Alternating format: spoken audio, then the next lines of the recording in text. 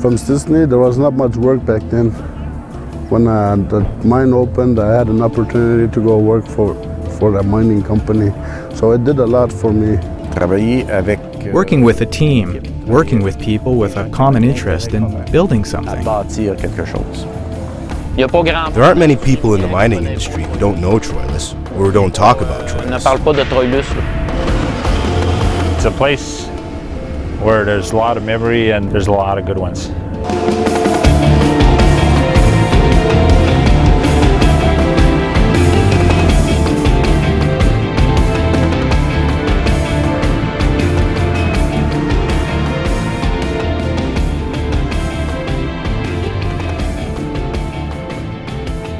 Troilus for me represents the first real opportunity Mistissini as a community had to get involved in mining and to become more active in the development of the territory and of its resources. Maybe in this area would be the first time that natives actually integrated with the white and actually starting up a project this huge and work together. Mistissini decided at that point, rather than have an approach of seeking pure compensation, wanted involvement, especially employment and opportunities for its members and its people. That's how the relationship was built, and that's how the agreement was developed between the two. For the Mistissini people, the Troilus project brought some hope and I think raised the spirit of the community. It was the first project where a mining company actually sat down with the community to make an agreement on what type of benefits and opportunities the community will be given. It was a one-time life opportunity, to open a mine from scratch, and work with the Cree because it's a new community, and say, let's see how best we can do that. At the beginning, I thought it was going to take, I don't know, a few weeks at the beginning. After that, maybe a day here, a day there. I tell you, at the beginning, I had to take about 2 days to 3 days per week to discuss with them. You gotta know their culture, you gotta know other people on their bases, because you're coming into their areas and you have to see their point of view also, and they've understood a lot.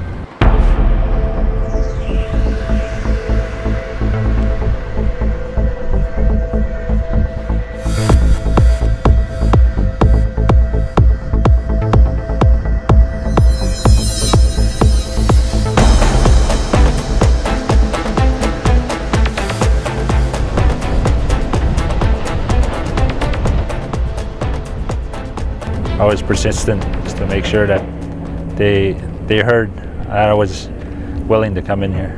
They said we wanted to drive those big Tonkas. Some of them, they don't even have driver's license. We found a good base to say, okay, here what we can do, and started after that the training.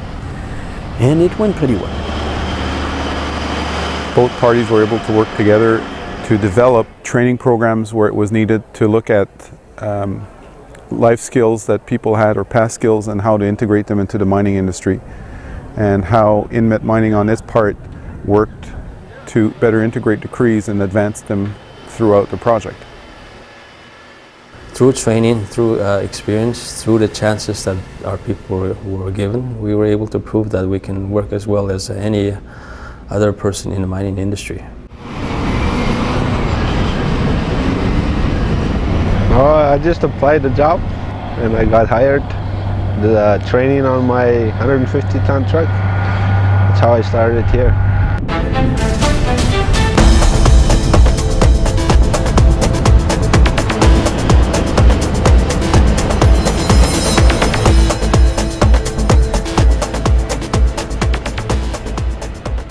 Be able to actually drive machines that are worth that much is not an everyday thing, that's for sure. Because they didn't know something else, in a sense, they don't know much. I mean, if you start to work with what I call a non-Cree person, they say, well, I know how to drive, I know this, I know that, so they don't really listen properly the training, because they know everything, But these guys, they knew very, very little. They was listening and very disciplined and respecting all the rules to properly and safely operate these equipment. And it's been very successful. We've taught them several jobs.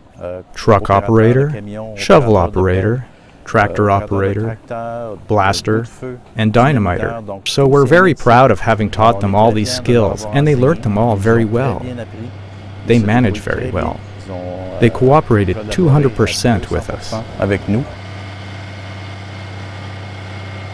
Every day was like a challenge, and every day was like a learning experience, and you can't come in here and say you know everything already. It's always going to be something that's going to surprise you, and you tend to look out more for the new people that are always coming behind you, and to make sure that they're not saying that I can do this, I can do that.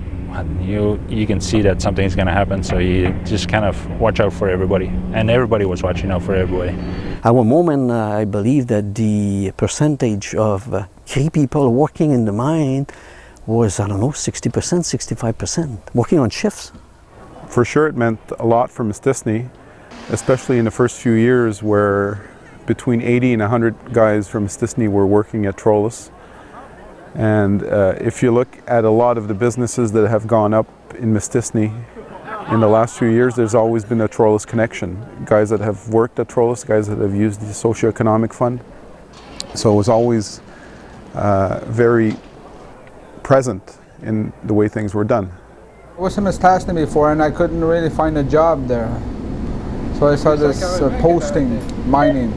So I came down, did everything, passed my test, and I got in. I've been working here for 7 years. Big machines like this, they're incredible.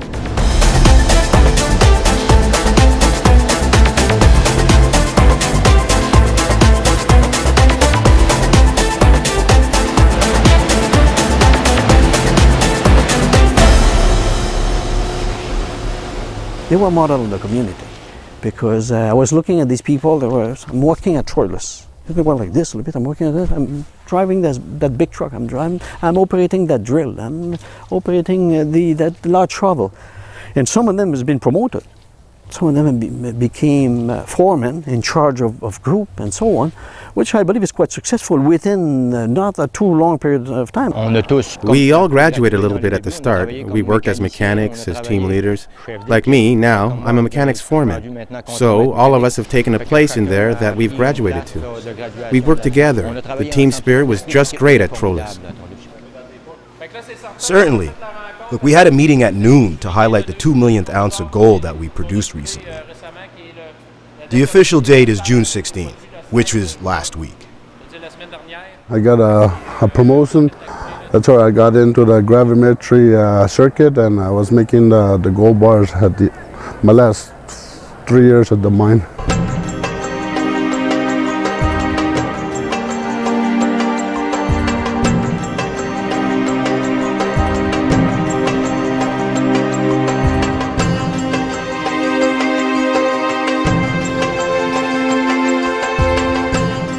They had to deal with our culture, and we had certain things that we were allowed to do, which we had to ask permission, like the goose break. They had to plan that in. It's fishing time, it's hunting time. They don't like to plan. They see the geese in the sky, and they say, well, bye boss, I mean, we'll see you a little bit later. When I arrived at the Troilus mine, I took over from my predecessor, François Fleury. And as far as the Crees are concerned, I wasn't known among them. So I went towards them. We communicated, and we worked a lot on mutual respect. Even if there were differences, we mostly worked to find solutions. When the confidence was established, it was at that moment that we could start working together. At the beginning, we've kind of like hit some bumps, but we worked everything out. We smoothed things out. We have the professional framework and the social framework, which is practically associated at the same time with our professional life at Troilus. So for sure, sometimes it made us develop closer bonds with people. InMed also came up with some cultural activities, not only for the Mistissini people, but also for the other workers to get to know a little bit about the culture and the social environment of the Cree. So it was unique in that way. It was really a family at Troilus, for sure. It's sad to leave all that, but we're happy to see the work accomplished. It's the result of all those years spent at Troilus. We had a good result because we did a very good job at that mine. When I first went in Troilus, I felt a bit left out because I didn't speak French when I went in. But as I learned French, then I slowly moved into the family, and I can say that Troilus mine did respect all the natives, and they treated everybody equally, because when we started, everybody had a white safety helmet, so that was a symbol stating that everybody will be treated equally at the mine site.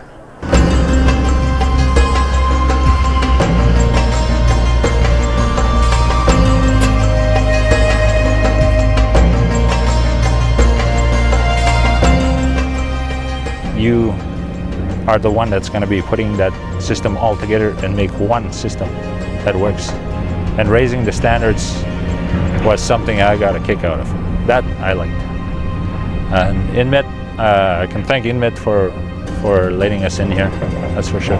It's the greatest experience, probably not the greatest, but I can say it was a big part of my life, that's for sure.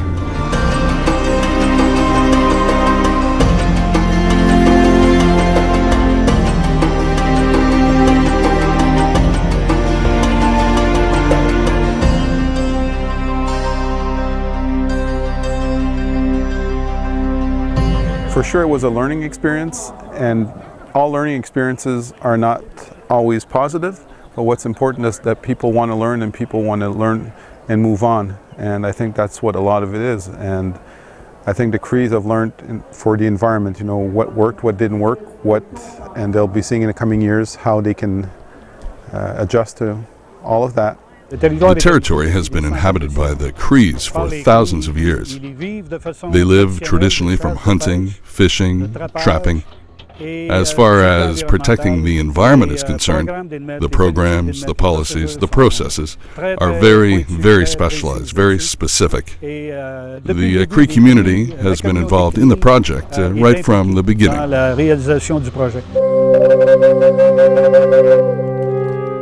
The environmental programs were improved and were better than the standards because of the knowledge. So it complemented what the project wanted to do in terms of culture, respecting the land, and respecting the people also. We had to present our closing restoration program to the Cree communities in order to get their agreement and to address any of their issues, their expectations.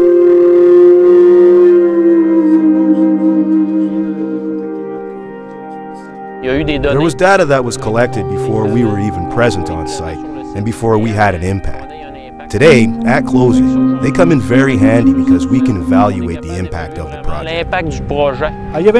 There was a little lake here that first had to be drained. After that, there was what we call the overburden layer that we removed and piled up over there.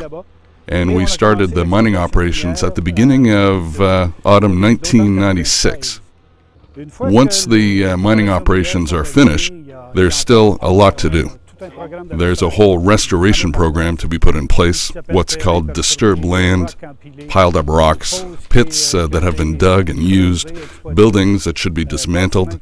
All of this should be brought back, if you will, to the natural state. We've already begun replanting vegetation, moving the rocks for 2 years. You see that in certain places the vegetation is growing back really well. The goal is that it goes back to its natural state or the closest to its natural state in the 2 coming years. It's the commitment of the Inmet Mining Corporation, it's the commitment of the Troilus Division. That's how it's going to be done.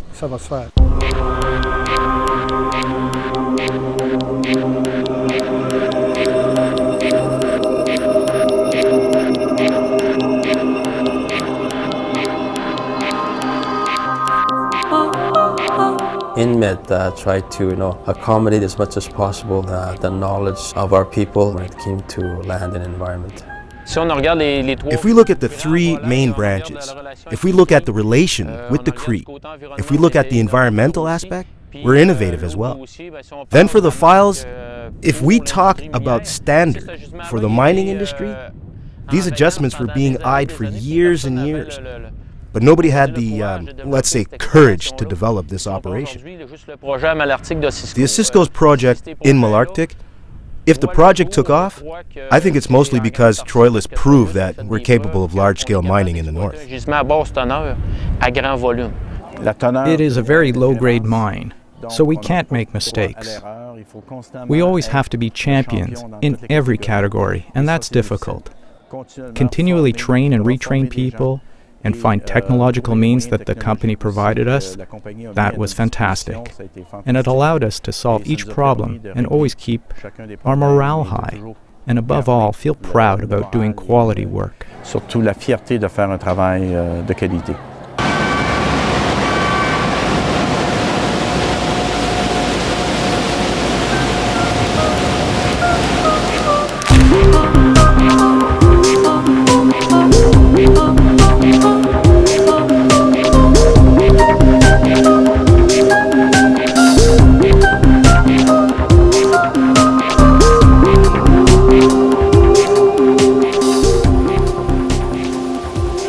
Had a very good team, very dedicated, committed to the same objective, working together with all those different culture.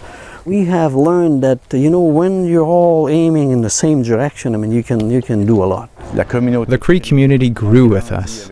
The people are independent and they have pride. They worked hard to acquire what they have, but they are very grateful to us as well. They are people who are very generous, very human, very endearing. Troilus gave me the opportunity. Now I have my own house, I have a family, I have my own car, and that's what Troilus gave me. So it's a bit a sad day for me, saying like farewell to mining, to Troilus. It's a sad thing for me.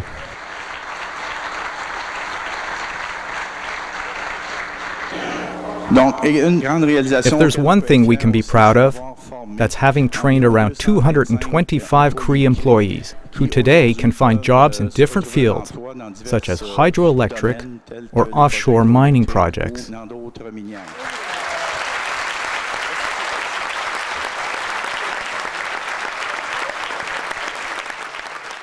MET is a very, very strong company in that sense. They can adapt, they accept the differences between the people, and they work with those differences, and I believe they're very proud to do that. What they've learned, the company, is that they have to be open and they have to see that we're not, how you can say, stereotype. We do have our qualities in our communities and everywhere. You can see it in just talking to them. I think we've also served as a model for lots and lots of other industries for development in the north. And I think we're going to be a sort of pioneer with the Cree agreements that we worked on. Troilus brought INMET a lot of experience in working with local communities. Communities that don't have any mining experience, and work in a climate of transparency, confidence, and mutual respect. These three qualities INMET learned, it knows them well, and it's going to use them in other areas where it wants to build a mine by working with the local community. With all the memories that we have here and all the experience that we learned, I raise my hat. I take my hat off to INMET.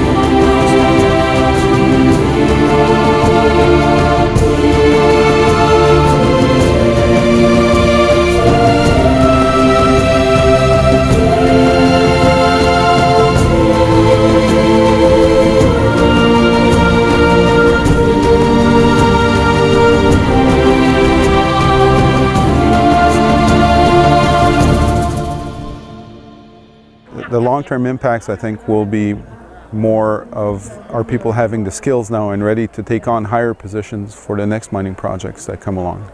My greatest pride is when I walk in the streets and someone says to me, "François, I'm working for company XYZ and I have a good salary and I can feed my family." That's important.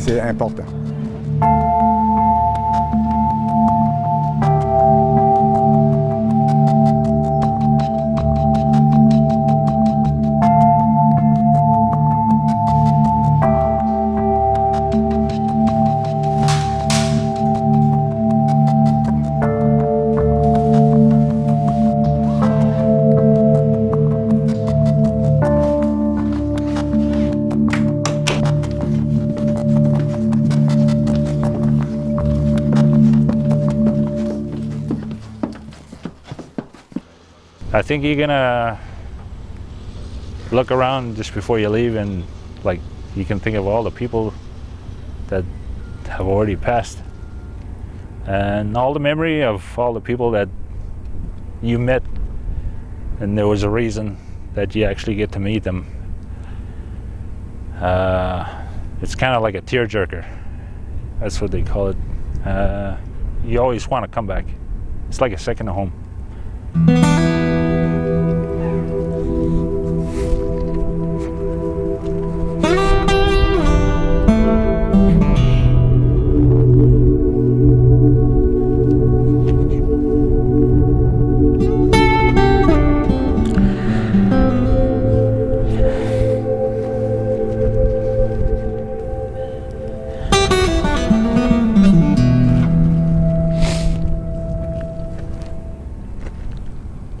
Sorry.